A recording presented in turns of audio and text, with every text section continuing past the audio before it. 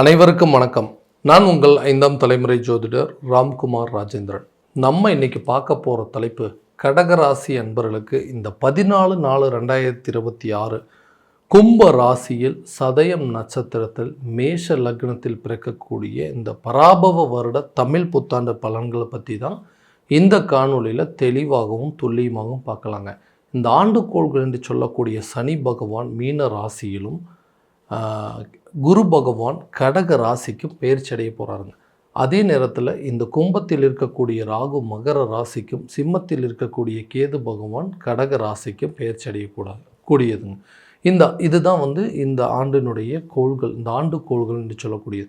So இந்த காலகட்டத்தில் இந்த பராபவ வருட தமிழ் புத்தாண்டு பலன்களில் இந்த கடகராசி என்பவர்களுக்கு தங்களுடைய வாழ்க்கையில் எந்த விதமான அற்புதங்கள் மற்றும் மேன்மைகளை தரப்போகுது அப்படிங்கிறத இந்த காணொலியில் தெளிவாகவும் துல்லியமாகவும் பார்க்கலாங்க. நம்ம சேனலை ஃபஸ்ட் டைம் பார்க்குறவங்களாம் அந்த சப்ஸ்கிரைப் பண்ணிக்கோங்க, பெல் பட்டனை கிளிக் பண்ணி ஆல் அப்படிங்கிற ஆப்ஷன் கொடுத்துக்கோங்க. கடகராசி அன்பர்கள் சந்திர பகவானை அதிபதியாக கொண்டவர்கள், மிகவும் சுறுசுறுப்பானவர்கள், தைரியசாலிகள், துணிச்சல் மிக்கவர்கள் அப்படின்னு சொல்லுவாங்க. தான் இருக்கக்கூடிய இடங்களில் தன்னை சுற்றி இருக்கக்கூடிய நபர்கள் எப்போவுமே மகிழ்ச்சியாக இருக்கணும்னு நினைக்கக்கூடியவங்க, ஆடம்பர விரும்பிகள் அப்படின்னு சொல்லுவாங்க. ஒரு விஷயத்தை ஆசைப்பட்டணும், அதை எப்படியாவது அடைஞ்சே ஆகணும் அப்படிங்கிற லட்சியங்களை கொண்டவர்கள், அடுத்தவங்களுக்கு உதவி செய்யக்கூடிய மனப்பான்மைகள். வாழ்க்கையில் எவ்வளோ கஷ்டங்கள் வந்தாலும் எவ்வளோ மகிழ்ச்சியாக இருந்தாலும் அதை எந்த சூழ்நிலையும் வெளியே மற்றவங்களுக்கு காட்டிக்கவே மாட்டாங்கன்னு. எந்த விஷயம் எப்போ பார்த்தாலும் ஒரே மாதிரி இருக்கீங்களே, எவ்வளோ கஷ்டங்கள் வந்தாலும் ஒரே மாதிரி அதை ஸ்டாண்டர்டாக இருக்கீங்க, எவ்வளோ சந்தோஷமாக இருந்தாலும் அதை பெரிய அளவில் வெளிக்காட்டிக்க மாட்டேங்க, ஒரே ஆவரேஜாக கொண்டு போகிறீங்களே இது எப்படின்னு சொல்லி மற்றவங்க நம்மளை பார்த்து பொறாமப்படக்கூடிய அளவுக்கு சூழ்நிலைகள் அப்படிங்கிறது தான் தனக்கு தான் தெரியும். எவ்வளோ கஷ்டங்களையும் வலிகளையும் வேதனையும் தனக்குள்ளே அடைச்சி வச்சுருக்கோம் அப்படின்னு. ஏன்னா வாழ்க்கையில் எதுவுமே நான் விருப்பப்பட்ட மாதிரி, நான் ஆசைப்பட்ட மாதிரி எதுவுமே சரியான விதத்தில் அமையலை, நினச்சது எதுவுமே எனக்கு நடக்கவே இல்லைங்க, அப்படியும் கிடைச்சது எதுவுமே எனக்கு நிலைக்கலை அப்படின்னு சொல்கிற அளவுக்கு தான் என்னுடைய வாழ்க்கையை ஓடிட்டுருக்கு. ஸோ இந்த நிலைகள் அப்படிங்கிறது மாறவே மாறாதா, என்னுடைய வாழ்க்கை நிலையை உயர்த்திக்காதான், மற்றவங்க மத்தியில் நான் பட்ட கஷ்டங்கள் வலிகளையும் வேதனைகளும் விவரிக்க முடியாத அளவுக்கு வார்த்தைகள் இருக்குங்க. அந்த வார்த்தைகளை மறக்கக்கூடிய அளவுக்கு என்னோடய வாழ்க்கையில் ஏதாவது திருப்பங்கள் நடக்காது அப்படின்னு சொல்கிறவங்களுக்கு கண்டிப்பாக இது ஒரு யோக காலகட்டங்கள் அப்படின்னு சொல்லலாங்க.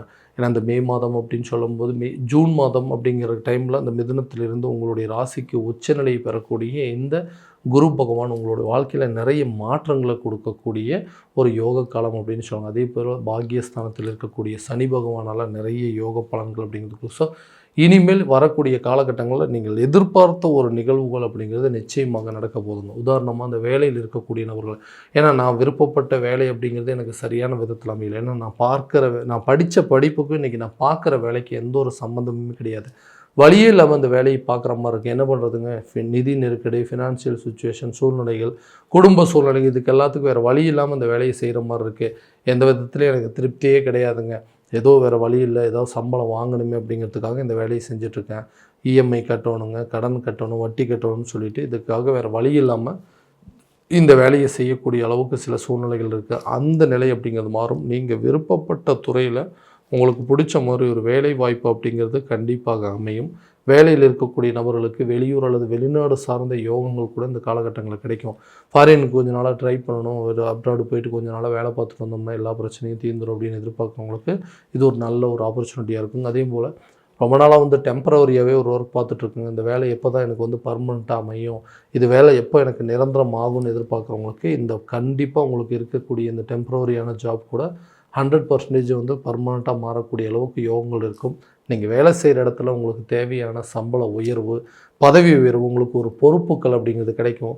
டிபார்ட்மெண்ட் ரிலேட்டடாக ஒரு டிபார்ட்மெண்ட்லேருந்து இன்னொரு டிபார்ட்மெண்ட்டுக்கு ட்ரான்ஸ்ஃபர் ஆகிற அளவுக்கு சில யோகங்கள் அப்படிங்கிறது இந்த காலகட்டங்களில் நிச்சயமாக இருக்கும். அப்போ வேலையில் நல்ல முன்னேற்றம் பெறக்கூடிய ஒரு காலகட்டங்கள் அப்படின்னு சொல்லலாம். அந்த வேலையில் கொஞ்சம் அலைச்சல், வெளியூரோ அல்லது வெளி மாநிலங்களுக்கு உண்டான பயணங்கள் அப்படிங்கிறது இருக்கும். இதனால் கொஞ்சம் அலைச்சல்கள் அப்படிங்கிறது அதிகமாக இருக்கும்.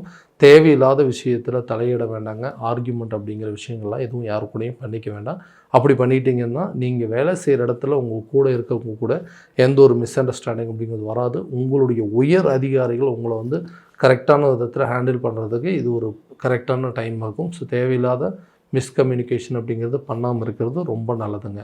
தொழில் ரீதியாக தொழிலில் நிறைய மாற்றங்களை செய்யக்கூடிய ஒரு காலகட்டங்கள். இது வரைக்கும் தொழிலில் நிறைய நஷ்டங்களையும் நிறைய இழப்புகளையும் வலிகளையும் வேதனையும் சமாளிச்சுட்டு எல்லாத்தையும் வெளியே வந்திருப்பீங்க. ஸோ இப்போ வரக்கூடிய காலகட்டங்களில் மற்றவங்க உங்களை பார்த்து பொறாமப்படக்கூடிய அளவுக்கு பரவாயில்ல, நல்லா உங்களுடைய பிஸ்னஸ் அடுத்த லெவலுக்கு நீங்கள் கொண்டு போயிட்டீங்க, உண்மையாகவே நீங்கள் சாதிச்சிட்டீங்க அப்படின்னு சொல்லி மற்றவங்க உங்களை பார்த்து பொறாமப்படக்கூடிய அளவுக்கு, உங்களை பார்த்து வியக்கக்கூடிய அளவுக்கு உங்களுடைய வளர்ச்சிகள், தொழில் ரீதியாக பெரிய வளர்ச்சிகள் அப்படிங்கிறது இருக்க போது அந்த தொழிலில் அடுத்த லெவலுக்கு கொண்டு போய் அதில் நல்ல ஒரு ப்ராஃபிட்டை சம்பாதிக்கிற அளவுக்கு யோகங்கள் இருக்கும்.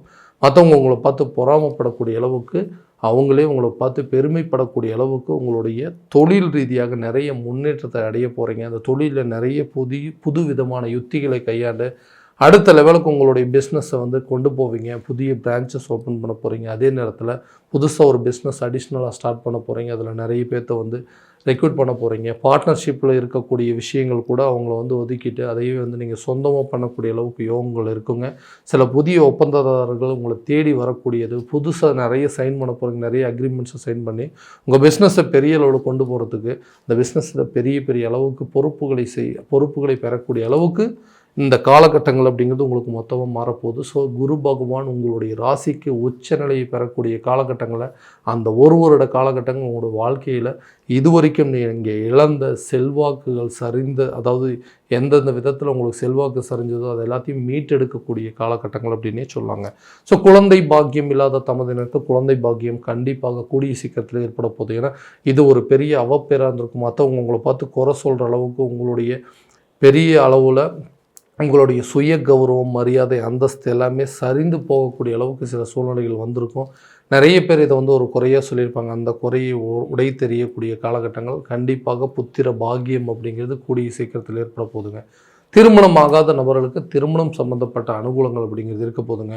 ஏன்னா இந்த மாதிரி ஒரு லைஃப் தான் எனக்கு அமையணும்னு நினச்சேன், இந்த மாதிரி ஒரு பொண்ணு தான் எனக்கு கிடைக்கணும், இந்த மாதிரி ஒரு பையன் தான் எனக்கு கிடைக்கணும்னு சொல்லி நான் நிறைய ஆசைப்பட்டேன். ஆனால் எனக்கு நினச்ச மாதிரி வாழ்க்கை எதுவுமே அமையல. நான் ஆசைப்பட்ட வாழ்க்கையை எனக்கு அடையவே அமைப்பு அப்படிங்கிறது ஒன்று இல்லவே இல்லைங்க. இந்த மாதிரி லைஃப் இருந்தால் நல்லா இருக்குமே நினச்சேன், எதுவும் கிடைக்கல. அமையக்கூடிய வாழ்க்கையாவது நான் நினச்சபடி மாற்றிக்கலாம்னு நினச்சேன், அதுக்கு உண்டான கொடுப்பனை இல்லாமல் இருக்குது. ரொம்ப நாள் அந்த திருமணம் அப்படிங்கிறது தள்ளி போயிட்டே இருக்கிறனால மற்றவங்களாம் நம்மளை பார்த்து என்னப்போ வயசாகிட்டே இருக்குது, இன்னும் கல்யாணம் பண்ணல, என்னப்போ பொண்ணுக்கு ஏஜ் ஆகிட்டே இருக்குது, இன்னும் வரன்னு அமையலன்னு சொல்லி நம்மளை பார்த்துட்டு அவங்க ஒரு அனுதாபமாக பேசுகிறது நம்மளோட வாழ்க்கையில் இன்னும் நம்ம சாதிக்க வேண்டியது நிறைய இருக்குது. ஆனால் இதோடையே நம்ம ஸ்டாப் ஆயிருமோங்கிற பயம் கூட வந்துருச்சு. நிறைய அலைன்ஸ் வருதுங்க, நிறைய பேர் பார்க்குறவங்க, ஆனால் எதுவுமே கரெக்டான விதத்தில் செட் ஆகலைன்னு சொல்கிறவங்களுக்கு கூடிய விரைவில் திருமணம் சம்மந்தப்பட்ட யோகங்கள் அப்படிங்கிறது இருக்குங்க.